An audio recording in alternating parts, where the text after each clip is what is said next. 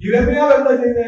എരമ്യാ என்ன செய்தார்? ഇരമ്യാ പറഞ്ഞുകൊണ്ടിരിക്കുന്നത്, எரேமியா சொல்லிக் கொண்டிருந்தார், കർത്താവേ എനിക്ക് സംസാരിപ്പാൻ അറിയത്തില്ല, ஆண்டவரே எனக்கு பேச தெரியாத ஒரு பேதை நான், എനിക്ക് സംസാരിക്കാൻ അറിയത്തില്ല, எனக்கு பேச தெரியாத ഞാൻ പാരനല്ലോ, நான் மிகவும் சிறியவனாய் இருக்கிறேன். പക്ഷെ ദൈവം പറയുക, ஆனா தேவன் சொல்லுகிறார், ഇരമ്യാവേ எலியாவே നിനക്ക് സംസാരിപ്പാൻ അറിയത്തില്ലെന്നോ, அவன் உனக்கு பேச தெரியவில்லை என்றாலும், ഞാൻ പാരനാണെന്നോ, நீங்கள் சிறிய பிள்ளை என்றாலும் നീ പറയാൻ പാടില്ല, நீ அப்படி சொல்வதற்கு பாடில்லை. ഹല്ലേലൂയ. அல்லேலூயா. നീ അങ്ങനെ പറയരുത്. நீ அப்படி சொல்லக்கூடாது. ஏனென்றால் 7-ാം വാക്യം, 7ஆம் வசனம் வாசிக்கலாம். ഞാൻ ബാലനെന്ന് നീ പറയരുത്, ഞാൻ നിന്നെ അയക്കുന്ന ഏവരുടെ അടുത്തു നീ പോകുകയോ ഞാൻ നിന്നോട് കൽപ്പിക്കുന്നത് സംസാരിക്കുകയും വേണം. നീ അവരെ ഭയപ്പെടരുത്, നിന്നെ വിടുവിക്കേണ്ടതിന് ഞാൻ നിന്നോട് കൂടെ ഇരിക്കുന്നു. ஹல்லேலூயா. ஆனாலும் கர்த்தர் 7ஆம் வசனம் சொல்கிறது, நான் சிறு பிள்ளை என்று நீ சொல்லாதே, நான் உன்னை அனுப்புகிற எல்லாரிடத்திலும் நீ போய் நான் உனக்கு கட்டளையிடுகிறவர்கள் எல்லாம் நீ பேசுவாயாக, நீ அவர்களுக்கு பயப்பட வேண்டாம், உன்னை காக்கும்படிக்கு நான் உன்னுடனே இருக்கிறேன் என்று கர்த்தர் சொல்லி. ஹல்லேலூயா. ஹல்லேலூயா.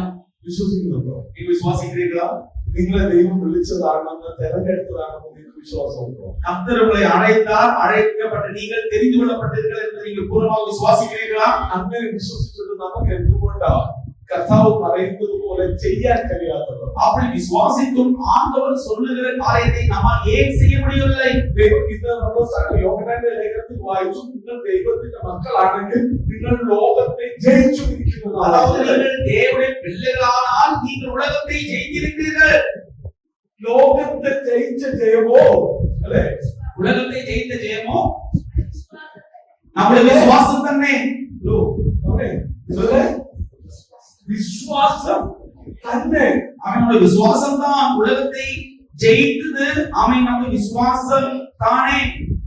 പക്ഷേ ഇന്ന് നിങ്ങൾ ഇപ്പോൾ ഇരിക്കുമ്പോ, ஆனால் நீங்கள் இங்கே உட்கார்ந்து இருக்கும் பொழுது നിങ്ങൾ നിങ്ങളോട് ചോദിച്ചു, நீங்கள் உங்களோட நீங்கள் கேட்டபோது നിങ്ങൾ ലോകത്തെ നോക്കി ഭയമാണോ? உலகத்தை பார்க்கிற உலகத்து காரியங்களை பார்க்கும்போது பயம் வருகிறது. അത് ലോകത്തെ നോക്കിയിട്ട് ഞാൻ നിന്നെ ജയിച്ചതാ, അതിനാൽ എന്നോട് കൂടെയുള്ളവർ നിന്നോട് കൂടെയുള്ളവരൊക്കെ അധികമാണെന്ന് പറയാനുള്ള ചങ്കൂറ്റത്തോடு அதே உலகத்தை பார்த்து பயப்படாமல் தைரியத்தோடு சொல்ல முடியுமா? நான் உன்னை ஜெயித்திருக்கிறேன், ஆனால் உன்னோடு இருக்கிறவனை காட்டிலும் என்னோடு கூட இருக்கிற இயேசு கிறிஸ்து பெரியவர் என்பது மனதை நிமிர்த்தி எத்தனை பேர் சொல்ல முடியும்?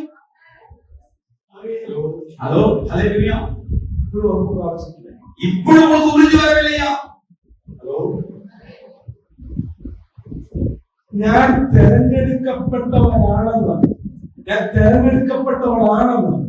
ഇത് വളരെ ഉറപ്പ് പ്രാവശ്യം பிரியமானவர்களே, நீங்கள் தெரிந்து கொள்ளப்பட்ட பாத்திரம் என்கிற பெரிதான உறுதியோடு நீங்கள் கடந்து போக வேண்டும். തെരഞ്ഞെടുപ്പിനെ കുറിച്ച് ഒരുപാട് കാര്യങ്ങൾ പറയാം. தெரிந்து கொள்வதை குறித்து சொல்லும்போது பல காரியங்கள் இருக்கிறது. എന്തിനു വേണ്ടി തെരഞ്ഞെടുത്തു, എങ്ങനെ തെരഞ്ഞെടുത്തു, തെരഞ്ഞെടുപ്പിന്റെ അളവുകോലുകൾ എന്താണ്, ഇതൊക്കെ ഒത്തിരി കാര്യങ്ങൾ നമ്മൾ ഒരുപാട് കേട്ടിട്ടുള്ളൂ. எதற்காக தெரிந்து கொண்டால், எப்படி தெரிந்து கொள்ளப்பட்டோம், அதுக்கான அளவுகோல் அதிகமாக பைபிளில் இருக்கிறது. അതൊക്കെ പിന്നീടാണ് നിങ്ങൾ കേൾക്കും. அதற்கு பின்பாக நீங்கள் பார்ப்பீர்கள். എനിക്ക് അത് അങ്ങനെ എടുക്കാൻ ഒരു നിയോഗം ആൾക്കാരില്ല. எனக்கு அப்படிப்பட்ட காரியத்தை பிரசங்கிப்பதற்கான நியோகம் இல்லை. ചില വാക്യങ്ങൾ മാത്രമേ വായിച്ചുകൊണ്ടേ ഉള്ളൂ. சில வாசத்தை மாத்திரம் வாசித்துவிடவே செய்வேன். തെരഞ്ഞെടുപ്പ് വെറുതെ അല്ല എന്ന് മാത്രമാണ് இந்த വാക്യം എനിക്ക് പറയുന്നത്. நான் சொல்லுகிற ஒரு பிரதான ஒரு காரியம் தெரிந்து கொள்வதற்கு வீணான ஒரு விஷயம் அல்ல. ഹല്ലേലൂയ. ஆமென். നമുക്കറിയാം, മിലിറ്ററിയില് ആരെങ്കിലും സോൾജേഴ്സിനെ തെരഞ്ഞെടുക്കുമ്പോ വെറുതെ ஒரு இதுவில்லாத கொண்டு வைக்க, அதாவது ராணுவத்திலே ஒருவனை தெரிந்து கொள்ளும் பொழுது சும்மாவே கொண்டு போய் ராணுவத்தை வைக்க மாட்டார்கள். ഇന്ന് നമുക്ക് ഒരു 1000 പേരെ വേണം, അതുകൊണ്ട് എല്ലാവരും ഇങ്ങ് പോരട്ടെ, ஒரு 1000 பேர் எங்களுக்கு வேண்டும், எல்லாரும் வாருங்கள் அப்படி சொல்லி எதிர்பார்க்கலாம்.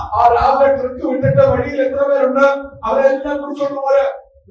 அதாவது மிலிட்டரிக்காரங்கள் செய்வார்கள், ஒரு ட்ரக்கை அனுப்பி அந்த கிராமத்தில் இருக்கிற எல்லாரும் ஜனங்களை கூட்டிக் கொண்டு வாங்க அப்படி சொல்லி அனுப்புவார்களா? இல்லை. ஏன் அவர்கள் அப்படி செய்வது கிடையாது? ஏன் அவர்கள் செய்வது கிடையாது? അവർക്ക് അറിയാം ஏன் அவர்களுக்கு ഏത് പർപ്പസിന് വേണ്ടിയാ ഞാൻ ആളെ വിളിക്കുന്നത്. எதற்காக நாம் ஆலயத்தில் இருக்கிறோம் என்ற காரியங்களை அவர் அறிந்திருக்கிறார்கள். അങ്ങനെയെങ്കിൽ அப்படி என்றால் യാദൃശ്ചികമായി ആകസ്മികമായി ആരും ഇവിടെ വന്നിട്ടില്ല. அதாவது நீங்கள் யதார்த்தமாக சும்மாக வந்து நீங்கள் இருக்காதது கிடையாது. എന്നെ വളരെ ചിന്തിപ്പിച്ചിട്ടുള്ള ഒരു വാക്യമാണ് യെശയ്യാപ്രവാചകന്റെ പുസ്തകം 43:7 വാക്യം. യെശയ്യാവിന്റെ പുസ്തകം 43 அதிகாரம் 7 வசனத்தை எனக்கு மிகவும் சிந்திக்கப்பட்ட ஒரு வசனம். வாசிக்கலாம் 43:7.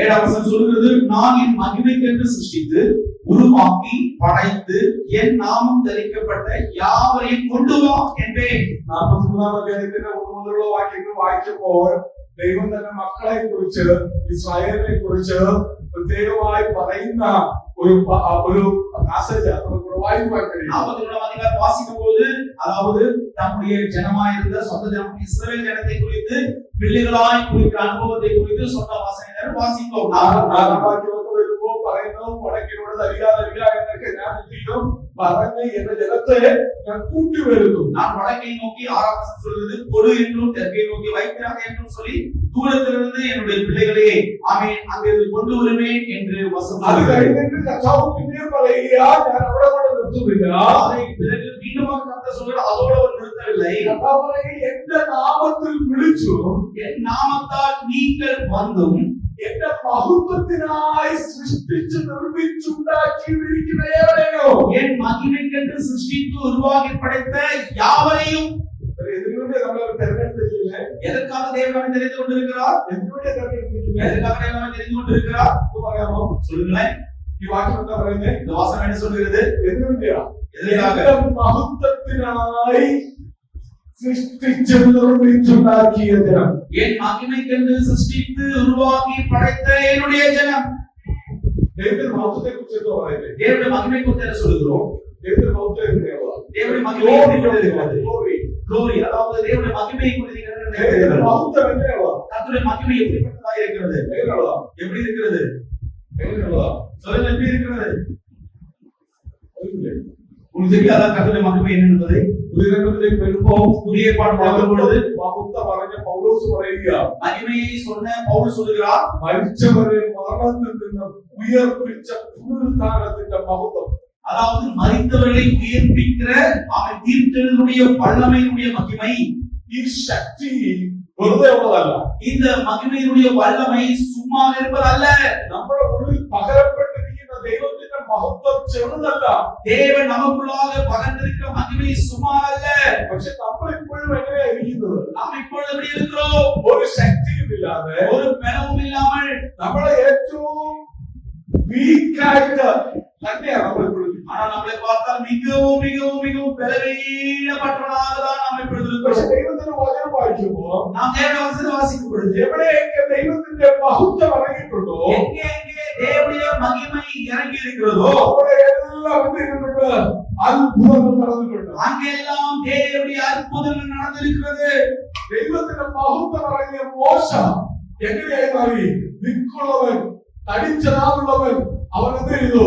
ഒരു ലീഡറായി ഫറവോന്റെ മുന്നിൽ നിർത്തത്തക്കവണ്ണം ദൈവം അവന്റെ നാവുകളെ ബലപ്പെടുത്തി. மோசே என்கிற நபருடைய மேல் தேவனுடைய மகிமை இறங்கின போது திக்குவாயாக இருந்த அவனை தேவன் பார்வோனுக்கு முன்பாக பேச வைத்தார். ആ അനോയിന്റിയുടെ തൈലക്കൊമ്പ് പകർന്നു കഴിഞ്ഞപ്പോൾ അവിടെ എഴുതുന്നു, ദാവീദിന്റെ മേൽ എന്ത് ചെയ്തു? ദൈവത്തിന്റെ ആത്മാവ് ഇറങ്ങി. ഒരു ഷെപ്പേർഡ് പോയി ഒരു ആട്ടിനെ എന്തായി മാറി?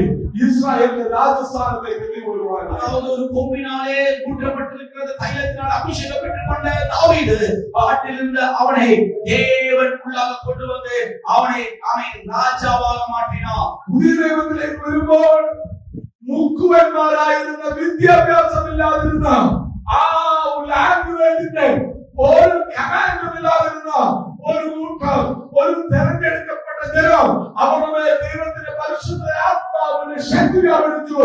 അവർ എഴുന്നേറ്റ് നിന്ന് വൻകാര്യങ്ങളെ പ്രസ്താവിക്കുമ്പോൾ ലോക ജനം നോക്കി പറയുക, ഇവർ മുക്കുവരല്ലായിരുന്നോ, ഇവർ വിദ്യാഭ്യാസം ഇല്ലാത്തവരല്ലായിരുന്നോ, ഇപ്പോൾ എങ്ങനെ സംഭവിക്കുന്നു?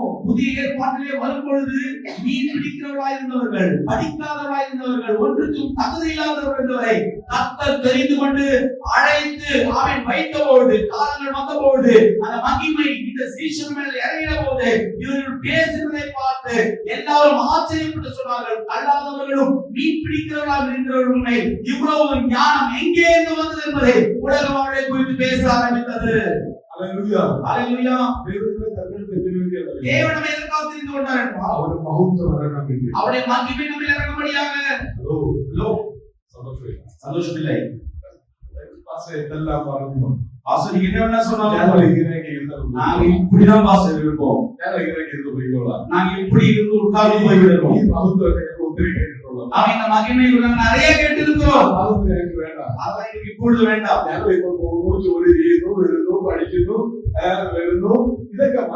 நாங்கள் இப்பொழுது போகிறோம், வேலை செய்கிறோம், படிக்கிறோம், அது போதும். தேவ பிள்ளைகளே, இதுவே அல்ல தேவன் நம்மை விളിച്ചது. இதற்காக அல்ல தேவன் நம்மை அழைத்திருப்பது. കഴിഞ്ഞ ദിവസം നാട്ടിൽ ചർച്ചയിൽ പ്രസംഗിക്കുന്നു പറഞ്ഞു. என்னுடைய கேரள சபையில் நான் பிரசங்கிக்கும் போது ദൈവം നമ്മളെ വിളിച്ചിരിക്കുന്നത്. தேவன் நம்மை அழைத்திருக்கிறதுக்கான ലോകത്ത് കുറച്ച് ജോലി ചെയ്ത് പണം സമ്പാദിച്ച് இந்த உலகத்திலே வேலை செய்து பணம் சம்பாதித்து ഈ ലോകത്ത് കുറച്ച് വിദ്യാഭ്യാസം എടുത്തുക കുറച്ച് ഉന്നതങ്ങളിൽ എത്തിച്ചേർന്ന് കഴിഞ്ഞ കാലങ്ങളിൽ ഇല്ലായ്മയിൽ നിന്ന് ദൈവം എന്നെ കൊണ്ടു എന്ന് പറയാൻ വേണ്ടിയല്ല.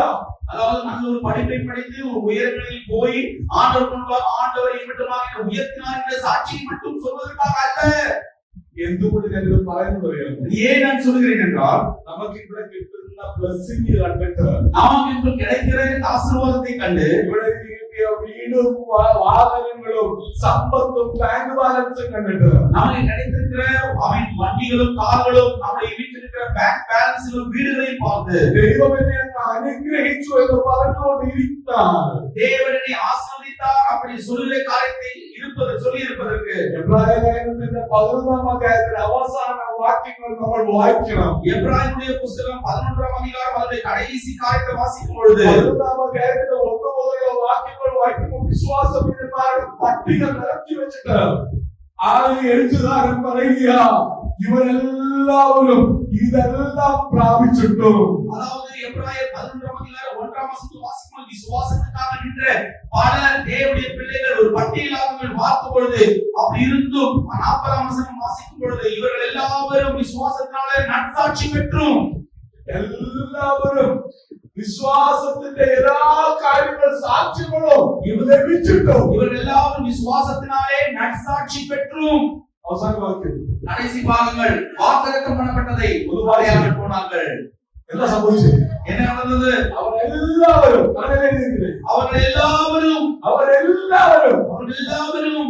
ഒന്നാമത്തെ 11-ാം അധ്യായത്തിലെ 1 മുതലുള്ള വാക്യങ്ങൾ പറഞ്ഞു നിരത്തി വെച്ചിട്ട് 1-ാം വസനം മുതൽ 30 ദൈവവചനം എഴുതി വെക്കുക.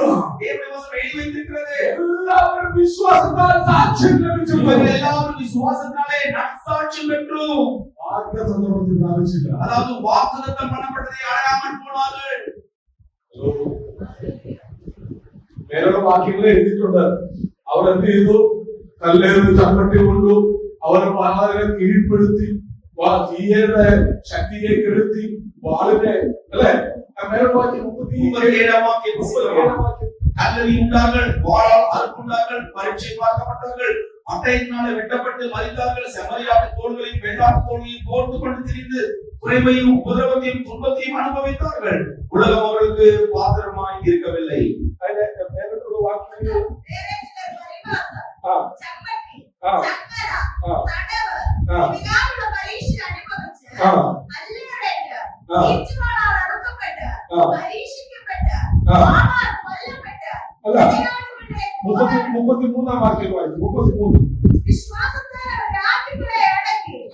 വിശ്വാസത്താൽ അവർ രാജ്യങ്ങളെ അടക്കി, വിശ്വാസത്താൽ അവർ രാജ്യങ്ങളെ ജയിத்தார்கள், நீதியை நடப்பித்தார்கள், வாக்குத்தத்தங்களை பெற்றார்கள், சிங்கங்களின் வாயை அடைத்தார்கள், மக்களின் உக்கிரத்தை வைத்தார்கள், வாய்க்கு தெற்றி பட்டய கருவிற்கு தப்பினார்கள், பலவீனத்தில் சக்தி வாங்கி பலவீனத்தில் பலன் கொண்டார்கள், வல்லவர்களானார்கள், കേട്ടോ அந்நியருடைய சேனைகளை முறியடித்தார்கள். നമ്മളൊക്കെ ഇരിക്കുന്ന ആരെങ്കിലും ഒക്കെ എന്തുവാ സിംഹത്തിന്റെ വായ അടച്ചവരോ തീയുടെ ബലം കെടുത്തിയവരോ മരിച്ചവരെ ഉയർപ്പിച്ച് അടുത്ത വാക്യം വായിക്കുന്ന 35 സ്ത്രീകൾക്ക് തങ്ങളുടെ മരിച്ചവരെ ഉയർത്തിരുന്ന തിരികെ കിട്ടി ഇതെല്ലാം ചെയ്തു വന്നവരെ കുറിച്ച് പറയുന്നത് എത്രയൊക്കെ ചെയ്തവർ ആരെങ്കിലും ഒക്കെ ഉണ്ടോ ഇവിടെ? அதாவது சிங்கத்தை அடக்கினவர்கள், பெரிய பெரிய சாகசம் செய்தவர்கள், தீயை கடந்தவர்கள் யாரையும் இருக்கிறீர்களா? നമ്മളെ കാട്ടി വലിയ കാര്യങ്ങൾ ചെയ്തു വന്നവർ, நம்மளை காட்டிலும் பெரிய பெரிய காரியங்களை செய்து வந்தவர்கள் എല്ലാം ചെയ്തു വന്നിട്ട് അവസാന വാക്യം എഴുതി വെച്ചിരിക്കുക. எல்லாம் செய்த വിശ്വാസത്താൽ ഇതെല്ലാം ചെയ്തെങ്കിലും எல்லாம் செய்து முடித்து கடைசி காரியங்களை மாற சொல்கிறது, இவர்கள் எல்லாம் விசுவாசத்தாலே நற்சாட்சி பெற்றும் வாக்குத்தத்தம் பண்ணப்பட்டதை அடையாமல் போனார்கள். என்ன கிடைக்கவில்லை?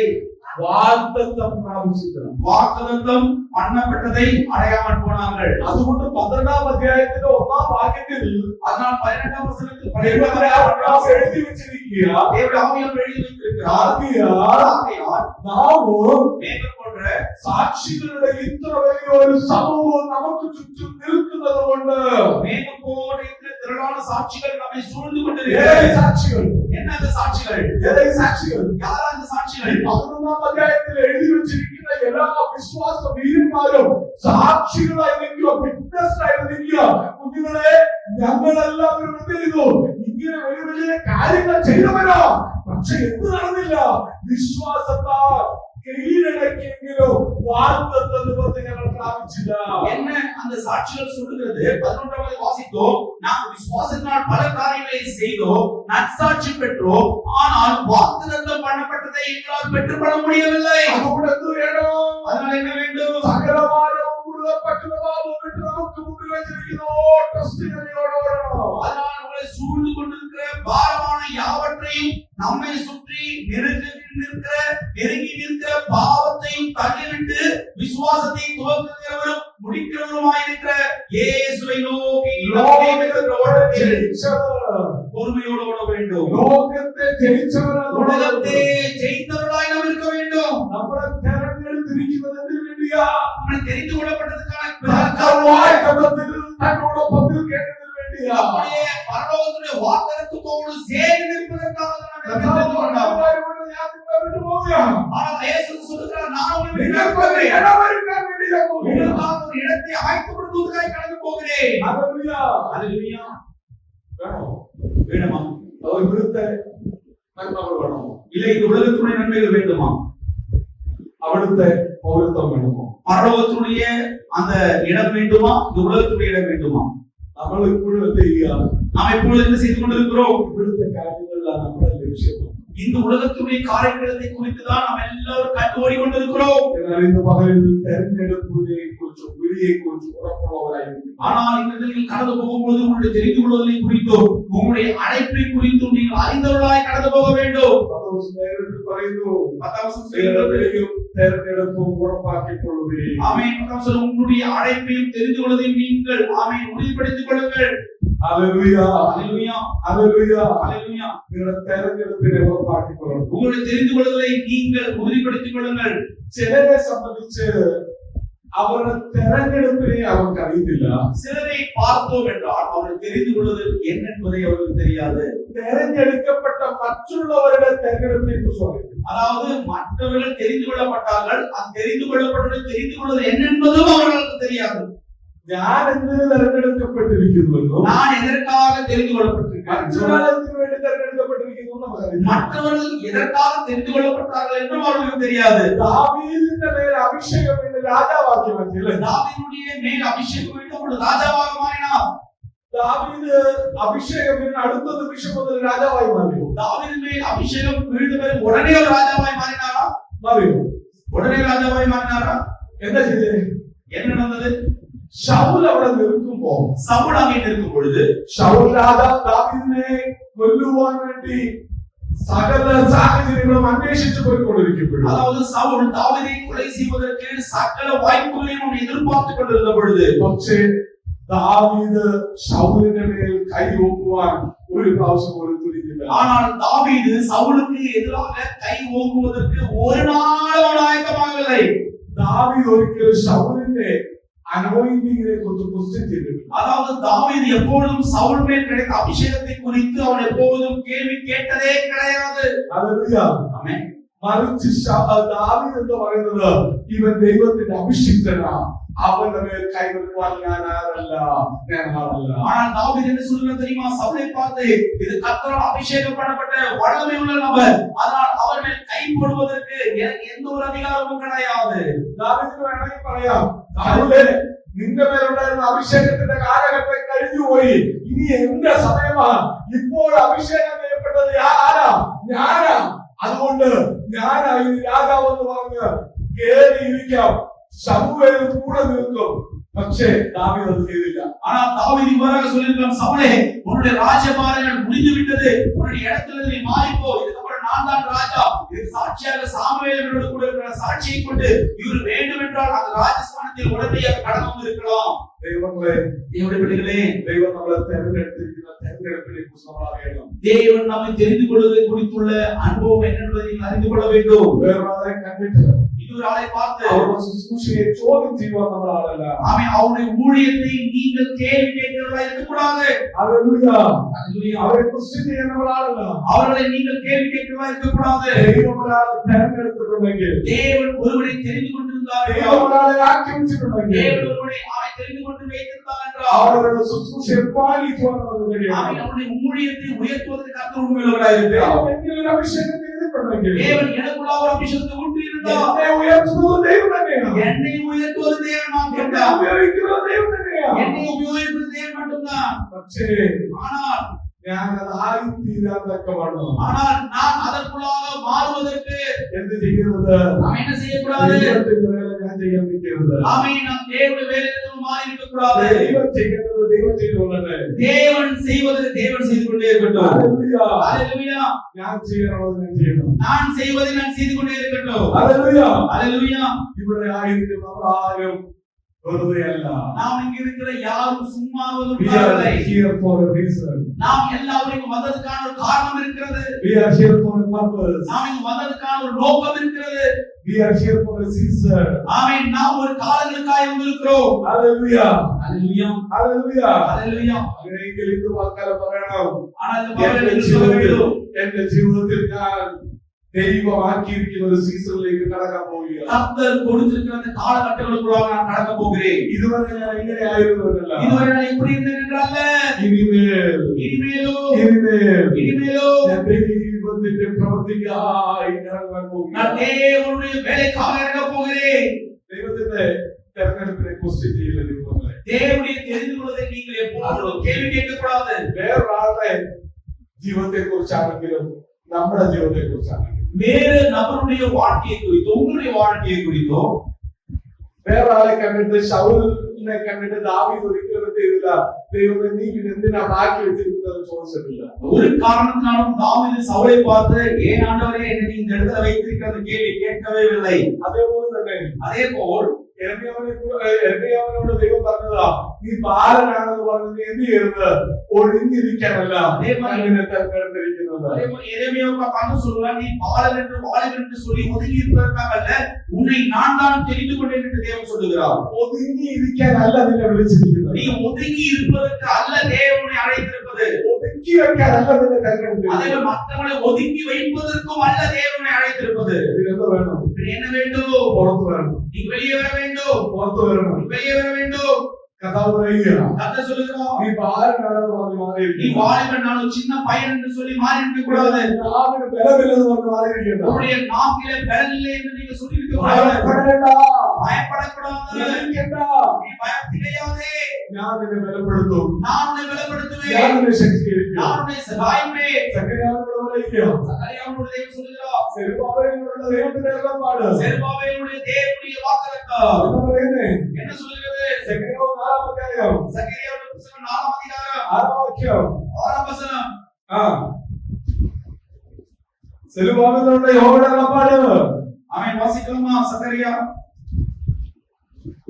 സൈന്യത്തെ ആളല്ല, ശക്തിയാലല്ല എന്റെ ആത്മാവിനാലത്രേ. கர்த்தருடைய வார்த்தை செருபாபேலுக்கு உண்டாக சொன்னது என்னவென்றால் பலத்தினாலும் அல்ல பராக்கிரமத்தினாலும் அல்ல என்னுடைய ஆவியினாலே. എങ്ങനെയല്ല? எப்படி அல்ல? സൈന്യത്താലല്ല. சேனை ஆமென். அதாவது பலத்தினாலும் அல்ல, ശക്തിയാലല്ല, பராக்கிரமத்தினாலும் அல்ல, എന്റെ ആത്മാവിനാലത്രേ.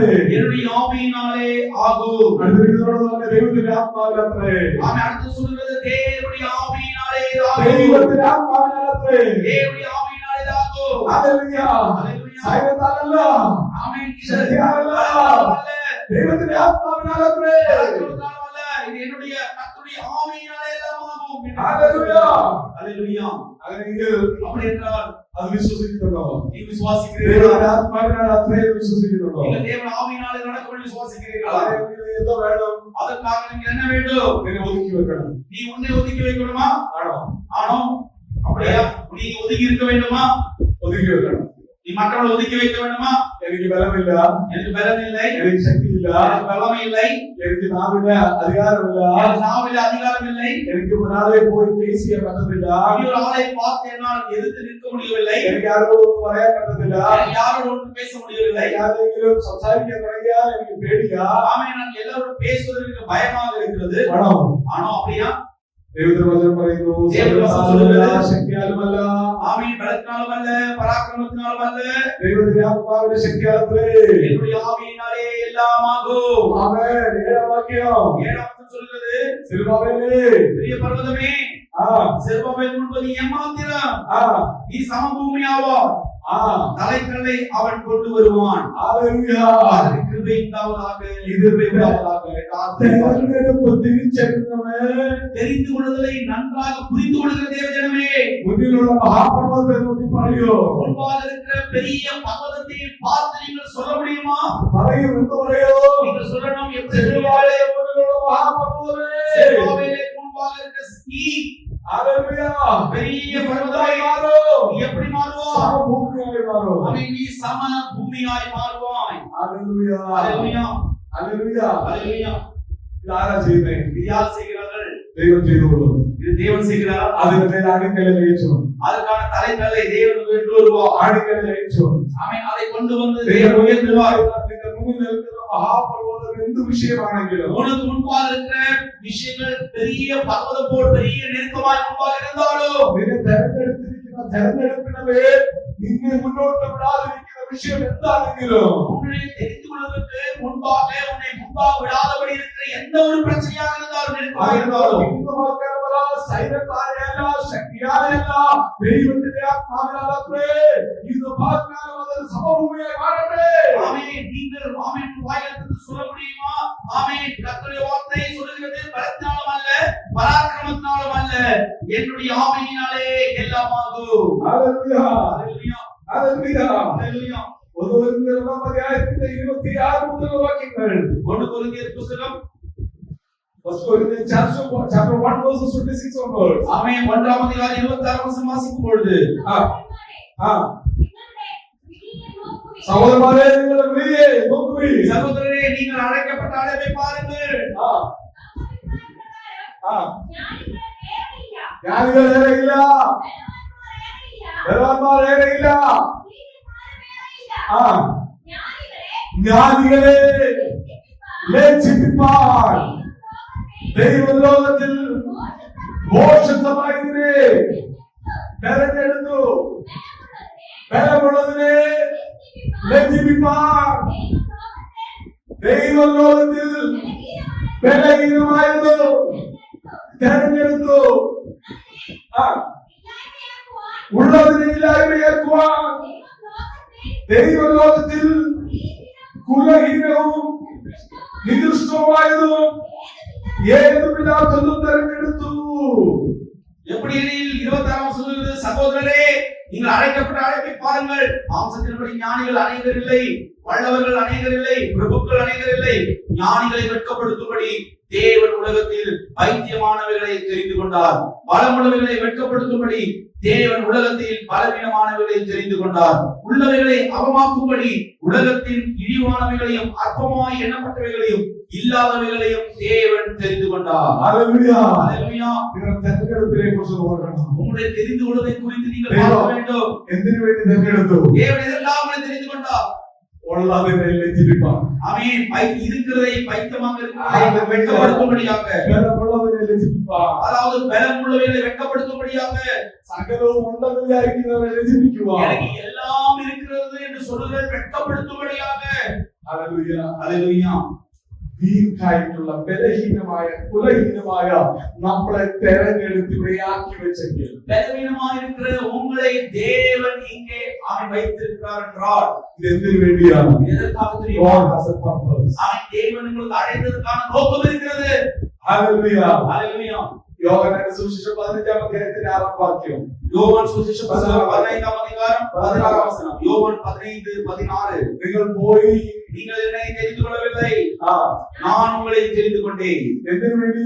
நீங்கள் என் நாமத்தினாலே பிதாவை கேட்டுக்கொள்வது எதுவோ அதை அவர் உங்களுக்கு கொடுக்கத்தக்கதாக நீங்கள் போய் கனி கொடுக்கும்படிக்கும், உங்கள் கனி நிலைத்திருக்கும்படிக்கும், உங்கள் கனி நிலைத்திருக்கும்படிக்கும் നിങ്ങളുടെ ഫലം നിലനിൽക്കേണ്ടതിനും நான் உங்களை ஏற்படுத்தினேன். ഞാൻ നിങ്ങളെ ആക്കി വെച്ചിരിക്കുന്നു. ஹalleluya. கர்த்தரை துதிக்கலாமா? ഹല്ലേലൂയ. ஹalleluya. ഹല്ലേലൂയ. ஹalleluya. എന്തിനു വേണ്ടിയാ? எதற்காக? ഫലം കൊടുക്കേണ്ടതിന് വേണ്ടി. எதற்காக தேவன் தெரிந்து கொண்டார்? நீங்கள் கனி கொடுக்க வேண்டும். ഞാൻ ഒരു വാക്കിലൂടെ നിർത്തട്ടെ. நான் இந்த வார்த்தையில முடிக்கிறேன்.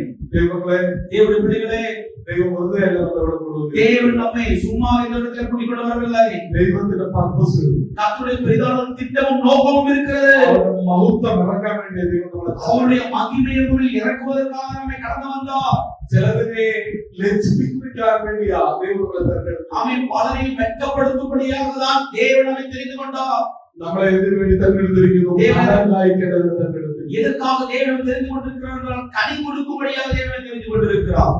നമ്മൾ ചിന്തിക്കും, நாம் சிந்திக்கிறோம், ദൈവം നമ്മളെ തെരഞ്ഞെടുത്തത് കൊണ്ട് தேவன் நம்மை தெரிந்து கொண்டது கொண்டு നമുക്ക് എന്ത് ചെയ്യും? நாம் என்ன செய்யலாம்? ഞാൻ അങ്ങോട്ട് പോകുമ്പോഴത്തേക്ക് എല്ലാവരും എന്നെ നോക്കി സെലിബ്രേറ്റ് ചെയ്യും. ஆமென். நான் தெரிந்து கொள்ளப்பட்டதை எல்லாரும் பார்த்து என்னை எல்லாரும் உயர்த்த வேண்டும். അപ്പൻ ഇഷ്ടപ്പെട്ട, അപ്പന് പ്രിയപ്പെട്ട, അപ്പൻ തെരഞ്ഞെടുത്ത പുത്രനല്ലേ ഞാൻ. അതുകൊണ്ട് എല്ലാവരും എന്നെ സെലിബ്രേറ്റ് ചെയ്യാൻ വേണ്ടി. அதாவது தேவனுடைய குமாரனாக பிள்ளையாக இயேசுவை தெரிந்து கொண்டார்கள் இல்லையா, அதற்காக என்னை பார்க்கிறவர்கள் யாவரும் என்னை உயர்த்தி கொண்டே இருக்க வேண்டும். அந்த நோக்கத்தோடு போகணுமா? യോസഫ് അപ്പനാൽ ഇഷ്ടപ്പെട്ട പുത്രനായിരുന്നു. அதாவது யோசேப்பு தன் தகப்பனால் மிகவும் பிரியமான ஒரு மகனாக இருந்தார். അപ്പൻ തെരഞ്ഞെടുത്ത് കൂടെ നിർത്തിയ പുത്രനാണ്. அதாவது அப்பாவால் தெரிந்து கொள்ளப்பட்டு கூடவே இருக்கிற ஒரு குமாரன் தான் யோசேப்பு.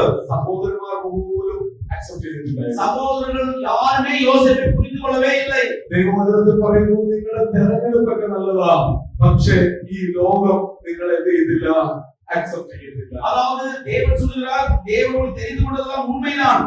உலகம் உங்களை எப்போது ஒற்றுக்கொள்ளாது. ലോകം നിങ്ങളെ പകയ്ക്കും. உலகம் உங்களை பகைக்கும். ലോകം നിങ്ങളെ പകയ്ക്കും. உலகம் உங்களை பகைக்கும். പകച്ചാലും பகைத்தாலும் സൈന്യത്താലല്ല, சேனையால் ശക്തിയാലല്ല, பலத்தினாலும் அல்ல, ஆவியினாலும் ദൈവത്തിന്റെ ആത്മാവിനാലത്രേ. பலத்தினாலும் அல்ல, பராக்கிரமத்தினாலும் அல்ல, தேவனுடைய ஆவியினாலே எல்லாம் ஆகும். ഹല്ലേലൂയ. ஹalleluya. ഇതിനെ കുടിയിട്ടേക്കാം.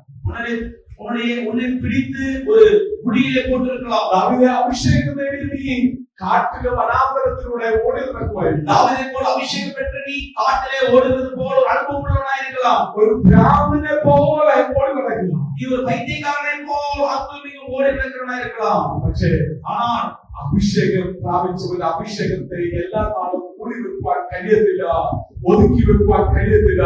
പുറത്തു വരുന്ന ഒരു നാളുണ്ട്, മഹത്വം ഇറങ്ങുന്ന ഒരു ദിവസമുണ്ട്. அதாவது அபிஷேகம் பெற்றவன் எப்பொழுதும் ஒதுங்கி இருக்க முடியாது.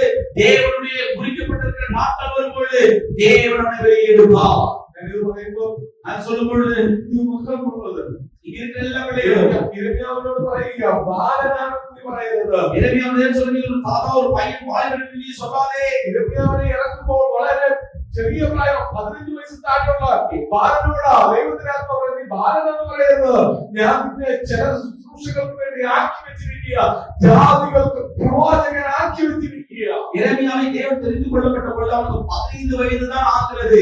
இருந்தாலும் நீ பையன் என்று நீ சிறியவன் என்று சொல்லாதே, உன்னை இந்த ஜனங்களுக்கு நான் ஒரு தீர்க்கதரிசியாக வைத்திருக்கிறேன் என்று தேவனுடைய அருளப்பாடு மாற்றி மாற்றி வைக்கிறது. நீங்கள் மாற்றி மாற்றி வைத்துக் கொள்ள பிரியமானவர்களே, மாற்றி வைக்கிறது. வாலிபர்களை நீங்கள் மாற்றி வைக்கக் கூடாது. தெய்வம் உங்களை தேர்ந்தெடுப்பு அதிலே உறப்பாகணும். வாலிப சகோதர சகோதரிகளே, தேவன் உங்களை அழைத்ததற்கான அழைப்பின் நோக்கம், தெரிந்து கொள்வதற்கான நோக்கத்தையும் நீங்க நன்றாக புரிந்து கொண்டு அதன்படியாக நடக்க வேண்டும். யாரும் படிக்காமலே படித்தவங்க கையெட்ட எங்கிட்டு செய்யும். நான் படிக்கதானே இந்த பாண்டிச்சேரியில் வந்தேன், அதான் படிப்பு முடிந்த பிறகு கர்த்தருடைய வேலையை பார்க்கலாம். இல்லை, இப்பொழுது தொடங்கட்டும். நாம இப்பொழுதே தொடங்கட்டும். இப்பொழுது தொடங்கட்டும். இங்கே தொடங்கட்டும். தேர்ந்தெடுக்கின்ற மகத்துவம் இவிழுந்து வெளிப்படாத தொடங்கட்டும். கர்த்தரால் தெரிந்து கொள்ளப்பட்டவருடைய மகிமை இங்கே இருந்து தொடங்கட்டும். நாளை அல்ல, இப்பொழுது தொடங்கட்டும். அது இன்றைய உலகம் இங்கே இருந்து தொடங்கட்டும். நீங்க போகிற இடங்களெல்லாம் அது வேலை செய்யட்டும். நீங்கள் போகிற வெளிச்சம் வீசட்டும். நீங்கள் போகிற இடங்களெல்லாம் வெளிச்சத்துடைய கிரியைகள் வீசட்டும். ஜீவனுள்ள அதை சலிக்கிற கத்தை ஒழுங்கு நடத்தக்கிறியோ சகல ஜீவமாய் மாறட்டும். ஜீவனுள்ள நதி எங்கெங்கெல்லாம் கடந்து போய் ஒழுகுகிறதோ அங்கே ஜீவனில்லாத சகல பிராணிகளும் ஜீவனையும் பெற்றுக் கொள்ளட்டும். നിങ്ങൾ ആയിരിക്കുന്ന സാഹചര്യത്തിൽ, നിങ്ങൾ ആയിരിക്കുന്ന ചുറ്റുപാടിൽ നിങ്ങളെ ചുറ്റിക്കൊണ്ടിരിക്കുന്ന ജീവനില്ലാത്ത അവസ്ഥകൾക്ക് ജീവൻ പ്രാപിക്കുന്നതായി മാറട്ടെ. உங்களை சுற்றிலும் இருக்கிற பல ஜனங்களுக்கு ஜீவனில்லாத ஒரு பலம் இருந்தால் நீங்கள் கடந்து போகும்போது அவர்களுக்கு ஜீவன் உண்டாகட்டும். ഹല്ലേലൂയ, ஹalleluya, ഹല്ലേലൂയ, ஹalleluya. പത്രോസിന്റെ ലേഖനത്തിൽ പത്രോസ് എഴുതുന്ന കാര്യമുണ്ട്. பேதுருடைய நிருபத்தில் பேதுரு வாக எழுதுகிறார், ജീവനുള്ള കല്ലായ ஜீவனுள்ள கல்லாய் இருக்கிற അവന്റെ അടുക്കൽ ആരടുക്കൽ இயேசு கிறிஸ்துவின் യേശുവിന്റെ நாமத்தில் അടുക്കൽ വന്നിട്ട് ஜீவனுள்ள கல்லாய் இயேசு கிறிஸ்துவின் நாமத்தில் வந்து நீங்களும் ஜீவனுள்ள கல்லுகளை പോലെ ஜீவனுள்ள கல்லுகளை போல പ്രാർത്ഥി വിഗ്രഹമായി പണിയപ്പെട്ടിരിക്കുന്നു. ஒரு ஆவிக்குரிய ஒரு கிரக பாத்திரங்களாக தேவன் உங்களை உண்டாக்கி வைத்திருக்கிறார். எப்படி? ജീവനുള്ള കല്ലായ நீங்கள் ஜீவனுள்ள கற்களை போல കല്ലായ கல்லாய் இருக்கிற കർത്താവിന്റെ അടുക്കലേക്ക് വന്നിട്ട് அவன் கர்த்தருடைய அருகாமையிலே கடந்து வந்துட்டு എങ്ങനെ ഇരിക്കുക? நீங்க எப்படி இருக்க வேண்டும்? ചത്ത കല്ലുകളായിരിക്കുക. நீங்கள் செத்து போன கல்லுகளை இருக்கிறீர்கள். அப்படியா? ആണോ? இல்லை. ആണോ? அப்படியா? இல்லை. ഫോൺ ചെയ്താ உங்களுடைய தரம் என்ன? ചത്ത കല്ലാണോ? நீங்கள் இறந்து போன கல்லா? ഇത് ചത്ത കല്ലായിട്ടാണോ ഇരിക്കുന്നത്? நீங்கள் செத்து போன கல்லா இருக்கிறீர்களா? അത് പറയാമോ? நீங்க சொல்ல முடியுமா? ക്രിസ്തുവിന്റെ അടുക്കൽ വന്നിട്ട് நீங்கள் இயேசு கிறிஸ்துவுக்குள்ளாய் வந்து ആ സ്വഭാവം എന്നിൽ റിഫ്ലക്ട് ആവണം. அந்த சுபாவம் உங்களுக்குள்ளாக வெளிப்பட வேண்டும். ക്രിസ്തുവിന്റെ കല്ലായിട്ട് இயேசு கிறிஸ்துவின் கல்லுகளாக. എങ്ങനെ അറിയാമോ? எப்படி சொல்றது தெரியுமா? ക്രിസ്തുവിന്റെ இயேசு கிறிஸ்துவோடைய കല്ലായ ஜீவனுள்ள கல்லாய் இருக்கிற ക്രിസ്തുവിന്റെ അടുക്കൽ വന്നിട്ട് இயேசு கிறிஸ்துவுக்கு அருகாமையில வந்து അവരുടെ കൈ കൊടുത്തിട്ട് அவருடைய கைகளை பிடித்துக்கொண்டு എന്നിലേക്ക് വ്യാപരിക്കുന്നത് മരണമല്ല. எனக்குள்ளாக பாவம் உண்டாவது மரணம் அல்ல. പിന്നെന്താ? என்ன? ക്രിസ്തുവിന്റെ ജീവൻ എന്നിലേക്ക് വ്യാപരിക്കുക. இயேசு கிறிஸ்துவின் ஜீவன் எனக்குள்ளாக வெளிப்பட்டு கொண்டிருக்கிறது. വിശ്വസിക്കണോ? விசுவாசிக்கிறீர்களா? ഇനി എന്താ വേണം? நீ என்ன வேண்டும்? ആ കല്ലായ அந்த கல்லாய் இருக்கிற ജീവനുള്ള കല്ലുകളെല്ലാം ഒരുങ്ങിയിരിക്കുമ്പോ ஜீவனுள்ள கல்லுகள் எல்லாம் ஒதுங்கி இருக்கும் பொழுது അടുത്ത ഒരു ജീവനില്ലാത്ത കല്ല് വരുമ്പോ എന്ത് വ്യാപരിക്കണം? அப்ப ஜீவன் இல்லாத ஒரு கல் ஜீவனுள்ள கல்லோடு கடவுள் என்ன நடக்க வேண்டும்? എന്താ വേണം? என்ன நடக்க வேண்டும்? ഈ ജീവൻ അങ്ങോട്ട് വ്യാപരിക്കണം. இந்த ஜீவன் அங்கே வெளிப்பட வேண்டும். പക്ഷെ എന്താ സംഭവിക്കുന്നറിയാമോ? ஆனா என்ன நடக்கிறது தெரியுமா? എന്താ സംഭവിക്കുന്നറിയാമോ? என்ன நடக்கிறது தெரியுமா? ഈ ഗ്ലാസ്സിൽ നിന്ന് இந்த கிளாஸ்ல இருந்து ഇപ്പൊ എന്തെങ്കിലും പറയാൻ പറ്റുമോ? இருந்து எதை நம்மளால எடுக்க முடியுமா? എന്തെങ്കിലും പറയാൻ പറ്റുമോ? எதையும் எடுத்துக்கொள்ள முடியுமா? எதை எடுத்துக்கொள்ள முடியுமா? പറയാൻ പറ്റുമോ? எதை எடுத்துக்கொள்ள முடியுமா? കാരണം എന്താ? காரணம் என்ன? നമ്മുടെ ശൂന്യമാണ്. நாம் ஒரு சூனியமா இருக்கிறோம். നമ്മുടെ ശൂന്യമാണ്. நாம் ஒரு வெறுமையா ஒன்றுமில்லாமல் இருக்கிறோம். ഇത് നിറയണം. இது நிரப்பப்பட வேண்டும். ഇത് നിറഞ്ഞാലേ എത്തിയിട്ടുള്ളൂ. இந்த பாத்திரம் நிரம்பினால் மட்டும்தான் ആകത്തുള്ളൂ. மற்றவர்களுக்கு கொடுக்க முடியும். ഇത് ഫ്ലോ ആകണമെങ്കിൽ എന്ത് ചെയ്യണം? இது நிரம்பி வழியினால் ഇത് നിറയണം. இது நிரப்பப்பட வேண்டும். ഇന്ന് എനിക്ക് ജീവൻ പകരാൻ പറ്റുന്നില്ലെങ്കിൽ അതിന്റെ അർത്ഥം എന്താ? இன்று எனக்கு மற்றவர்களுக்கு ஜீவனை கொடுக்க முடியவில்லை என்ற அனுபவம் உங்களுக்குள்ள இருந்தால் ഇതിലേക്ക് ആ ജീവൻ വരുന്നില്ല. உங்களுக்குள்ளாக ஜீவன் வெளிப்படவில்லை. ഹല്ലേലൂയ, ஹalleluya, ഹല്ലേലൂയ. ஹalleluya. ജീവൻ വ്യാപരിക്കാമോ? ஆமென். உங்களுக்குள்ளாக ஜீவன் வெளிப்படட்டும். കർത്താവേ, എങ്കിൽ ആ ജീവൻ ഒന്ന് നിറയണം. நீங்க சொல்ல முடியுமா? ஆண்டவரே, அந்த ஜீவன் உங்களுக்குள்ள வெளிப்பட வேண்டும். ഹല്ലേലൂയ, ஹalleluya, ഹല്ലേലൂയ. ஹalleluya. അത് വന്നു കഴിയുമ്പോൾ എന്ത് ചെയ്യും? அது வந்தால் என்ன நடக்கும்? ഒഴുകിയാൽ മറ്റുള്ളവരിലേക്ക് ജീവൻ വ്യാപരിക്കും. பிரியமானவர்களே, அந்த நிரம்பி வழியும்போது இந்த பாத்திரம் மற்றவர்களுக்கு ஜீவனை கொடுக்கிற பாத்திரமாய் மாறும். ഹല്ലേലൂയ. ஆமென். ഒഴിഞ്ഞ പാത്രത്തിൽ നിന്ന് ആരുടെയും ദാഹം തീർക്കാൻ കഴിയത്തില്ല. பிரியமானவர்களே, இந்த காலியான பாத்திரத்திலிருந்து யாருடைய தாகத்தையும் இந்த கிளாஸ் தீர்க்க முடியாது. നിറഞ്ഞ പാത്രത്തിന് വേറൊരാളുടെ ദാഹം തീർക്കാൻ പറ്റും. நிரம்பி வழிகிற பாத்திரமால் மட்டும்தான் மற்றவருடைய தாகத்தை தீர்க்க முடியும். അതിലേക്ക് ഇത് വാക്കാൻ ദൈവത്തോട് அப்படி പറഞ്ഞാൽ என்றால் இந்த பகல்களில் நீங்கள் சொல்ல முடியுமானவரே, എന്നെ ഒന്ന് നിറയ്ക്കണം. என்னை நிரப்ப வேண்டுமே, ആത്മാവിനാൽ എന്നെ നിറയ്ക്കണം. ஆவியானவர் என்னை நிரப்ப வேண்டுமே, ആത്മാവിനാൽ എന്നെ നിറയ്ക്കണം. ஆவியானவர் என்னை நிரப்ப வேண்டுமே.